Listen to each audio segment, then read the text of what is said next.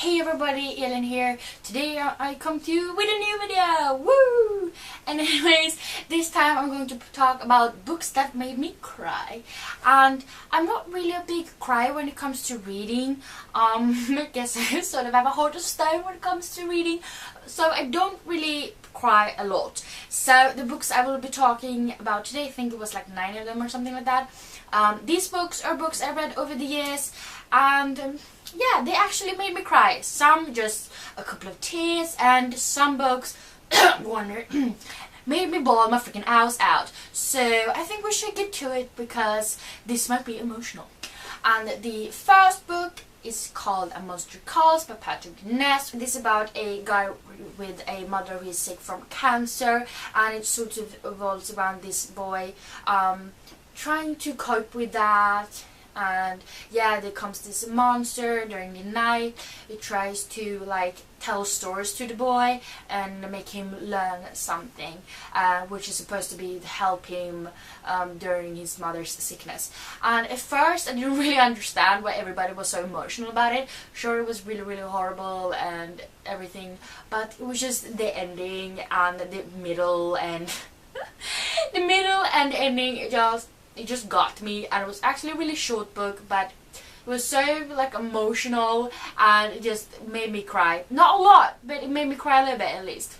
And the next book that made me cry, which is probably not very surprising, is The Deathly Hallows by J.K. Rowling, of course, and it's a beautiful edition. Anyways, I have read this book 20 plus times. Stopped counting. I don't know what the hell I'm at anymore. But this book, it makes me cry like every single time. I mean, it's just J.K. Rowling that can do this to me, because I mean, it makes me cry every single time. But I mean, the first time was definitely the worst. I mean, everybody died like freaking flies, and you didn't even have the time to like get over one death until the next person died, and then everybody died, and it just broke my heart. And I guess that's why I don't really cry at books anymore, because you can't be more wrecked than you were after reading this book. So yeah, J.K. Rowling is sort of the master of death, I suppose. And then the next book probably won't come as a surprise, because I have told you guys a couple of times before that this made me cry my eyes out, and it is Wonder by R.J. Palacio. And this is like the only book that can compare to Deathly Hallows when it comes to the amount of crying. And I mean, this is about August, and he's sort of had this deformed face, and he's supposed to start school because I think he's 11 or something like that.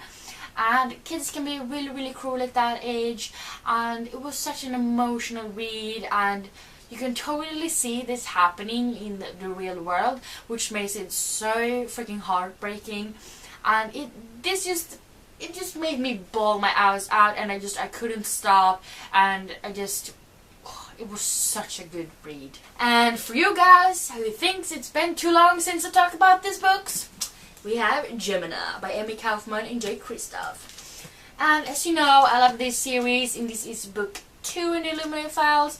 And yeah, as you may know if you have read them or heard of them, and you know, there's a lot of people dying in both of these books, and I'm expecting a lot of people to die in the third book, which should come out next year, and I will be the first one on that. But yeah, a lot of people dies, and you just really get attached to all of the characters, even if you've met them for like 2 seconds. I mean, I cried at like characters that you didn't even know the name of. And I mean, that just tells you how freakishly good the writing is in this book is. I mean, I can't even.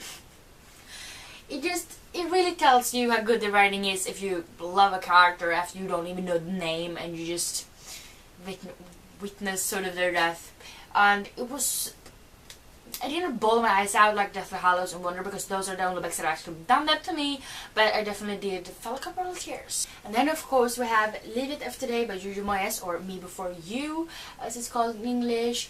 And I think probably the majority of people cried while reading this book.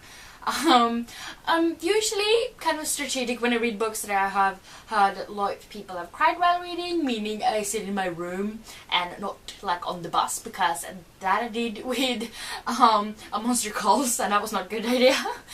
Anyways, I think everybody knows what this one is about, and it's about Lou Clark, and she's this sort of assistant to Will Trainer, and she's trying to make him feel like the life is worth living.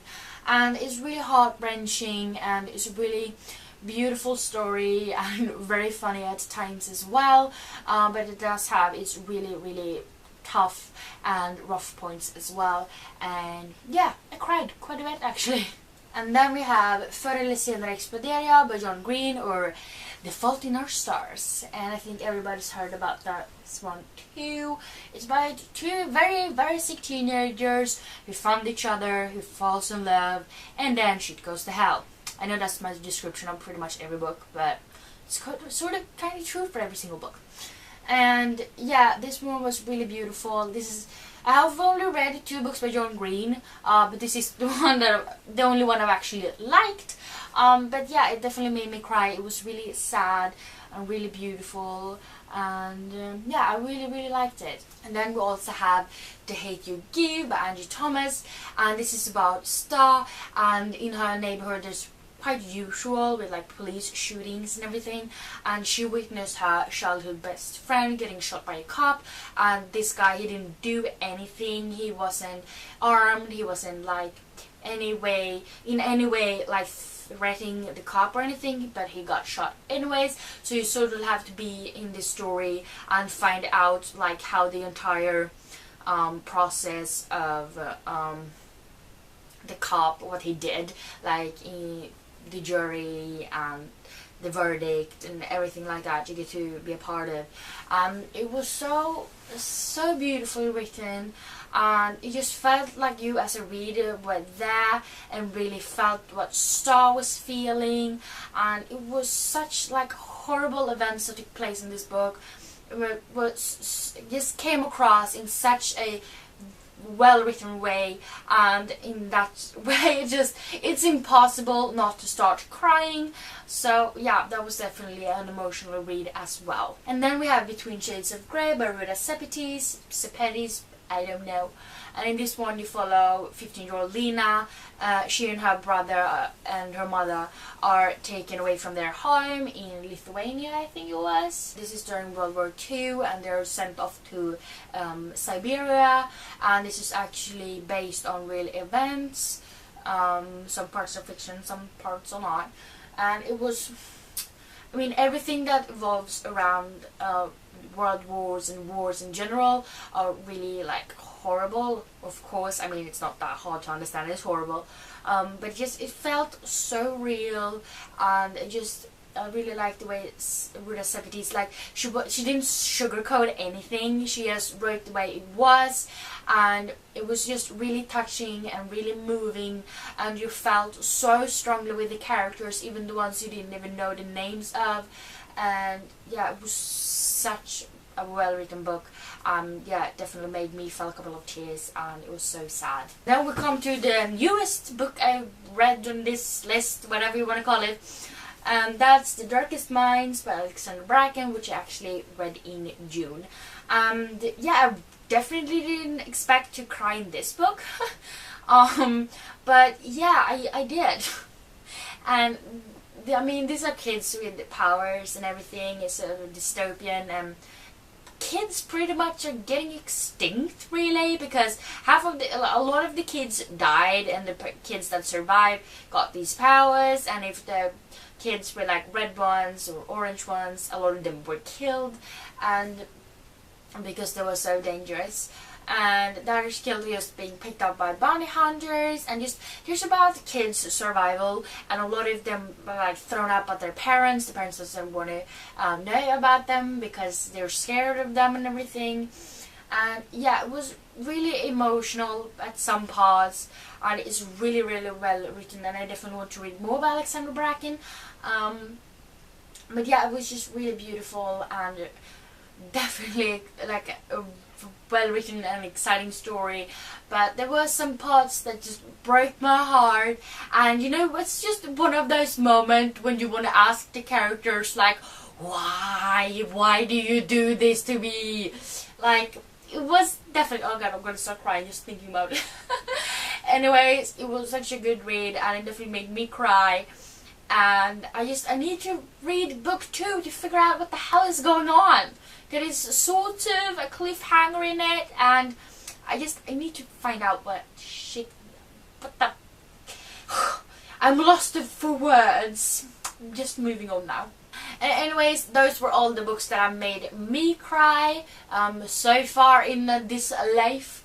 Like I said, it's 9 books and I'm almost 22, so I definitely don't cry a lot by reading books. But there might pop up some more, I don't know. So yeah, and like you might have understood, I really liked all of these books. Which might be why I started crying, because I was so emotionally involved in the story and in the characters. I think that's what really gets me. Yeah, and it's just well written, because if it's not well written, then you don't get attached to the characters, and then you don't feel very emotional when things happen to them and everything. But yeah, those were all the books that have made me cry, and please let me know what books made you feel a tear, because I want to know. And if you like this video, I hope you want to give me a thumbs up, and also don't forget to subscribe to my channel. Just click the little button down below. And yeah, I do hope we see each other next time, because I do upload 3 times a week and you don't want to miss out on that. So yeah, I hope we see each other next time.